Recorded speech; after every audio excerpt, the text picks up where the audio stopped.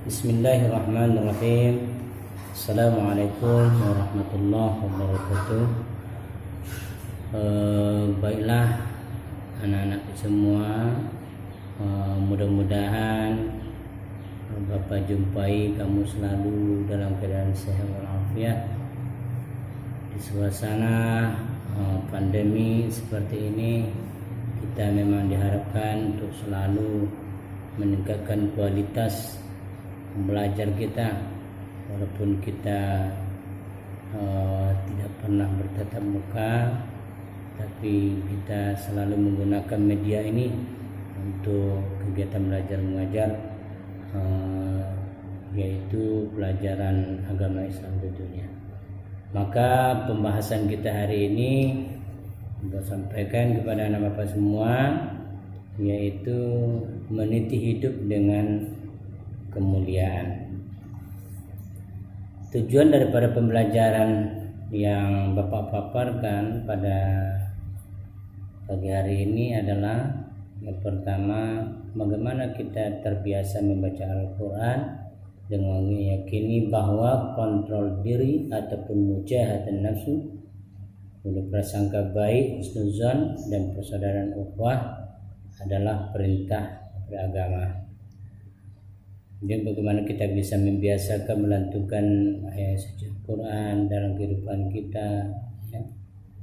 Kita biasakan itu, karena kata Rasulullah SAW, Iqra'ul Quran, bacalah oleh Al-Quran, fa innahu ya'ti yaumil qiyamati syafi'an li ashabi.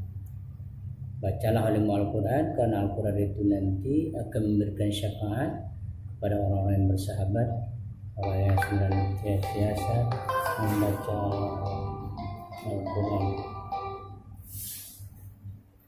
Yang kedua, tujuan dari pembelajarannya untuk menunjukkan perilaku kontrol diri, mujahadah nafsu, prasangka baik, persaudaraan ukhuwah sebagai implementasi perintah Allah Subhanahu wa taala dalam Al-Quran surah Al-Hujurat surat ke-49 ayat 10 dan 12. Yang ketiga, menganalisis atau menganalisa Quran surat ke-49 ayat 10 dan 12. Yang keempat adalah membaca surat Al-Hujurat surat ke-49 ayat 10 dan 12 sesuai dengan kaedah tajwid dan makharijul hurufnya. Ketahuilah bahwa tingkatan-tingkatan di dalam kita belajar Quran ini, yang pertama kita membacanya. Setelah kita membacanya, bagaimana kita bisa menganalisanya. Setelah kita menganalisa, kita harus bisa menghafalnya.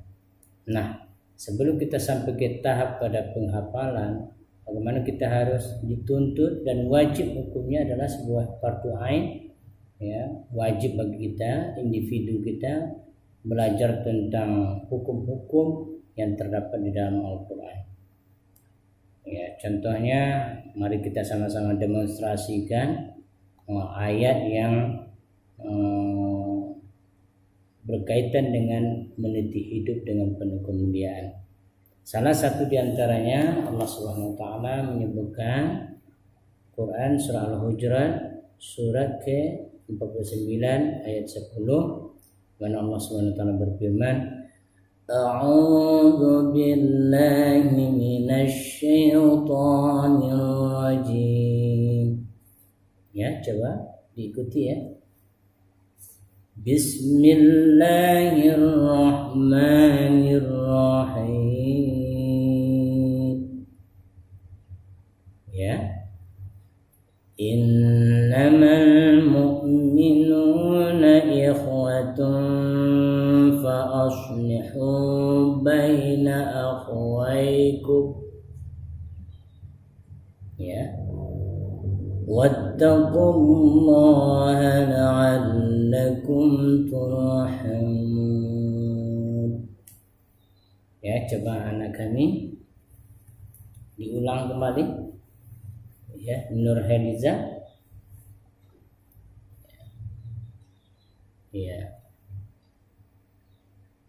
ya cukup bagus ya. Kita simak, karena setiap orang baca Quran, apabila dibacakan Quran maka dengarlah supaya kita mendapat rahmat Allah Subhanahu wa taala. Nah, baik, siapakah di antara anak Bapak yang bisa mengartikan ayat yang baru saja kita demonstrasikan tadi? Oh ya, silakan Aldi. Ya, mungkin Aldi ya. Ya, mari kita simak apa arti daripada ayat ini, Aldi. Iya, bagus ya. Jadi sesungguhnya orang-orang yang mukmin itu adalah bersaudara. Karena itu damaikanlah antara kedua saudaramu dan bertakwalah kepada Allah supaya kamu dapat rahmat. Bagus. Jadi memang tugas kita bagaimana kita bisa menjalin ukhuwah Islamiyah, silaturahim antara kita, itulah hidup mulia. Tidak boleh mencari kesalahan orang dan sebagainya, mencari berburuk sangka dan sebagainya. Maka oleh karena itu, untuk menjaga kekompakan ukhuwah Islamiyah kita, Allah menegaskan di ayat yang ke-12 ya. Apa bunyi ayatnya? A'udzu billahi minasy syaithanir rajim.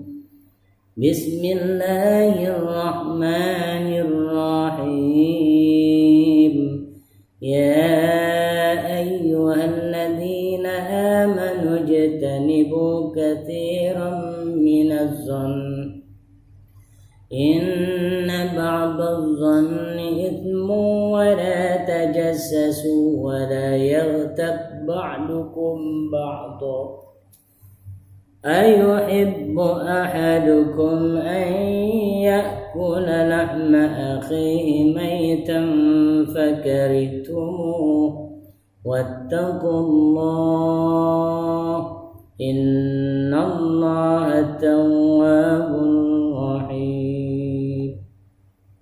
Nah, ini ayat ini menerangkan tentang larangan kita tidak boleh berburuk sangka kepada orang lain. Ancamannya adalah orang yang selalu berburuk sangka, menuduh dan sebagainya. Maka Allah menawarkan supaya kita memakan bangkai saudara kita atau memakan daging saudara kita yang sudah menjadi bangkai. Mau atau tidak kita? Tentu kita tidak mau. Maka jauhlah dari. Nah, setelah kita belajar tentang ayat tersebut, maka kita memahami makna pengenalan diri, prasangka baik, husnuzan, dan persaudaraan ukhuwah Islamiyah. Apa itu pengenalan diri? Pengenalan diri adalah kontrol diri, mujahadah nafsu, menahan diri dari segala perilaku yang dapat merugikan diri kita sendiri juga orang lain, seperti serakah dan ta'ah. Yang kedua, contoh pengenalan diri yang kedua yaitu menjauhi sifat dengki atau iri hati kepada orang lain dengan tidak membalas kedengkian mereka kepada kita. Yang kedua, memaafkan kesalahan teman dan orang lain yang berbuat aniaya kepada kita. Yang berikutnya, yang ketiga, ikhlas terhadap segala bentuk cobaan dan musibah yang menimpa dengan terus berusaha memperbaiki diri dan lingkungan. Dan yang keempat, tidak membelanjakan uang untuk hal-hal yang tidak bermanfaat. Yang terakhir adalah menahan nafsu dari melakukan perkara yang diharamkan oleh Allah Subhanahu wa taala. Nah, baiklah anak-anak Bapak semua, kita masuk ke macam-macam prasangka. Ya, prasangka baik itu ada 3 macam.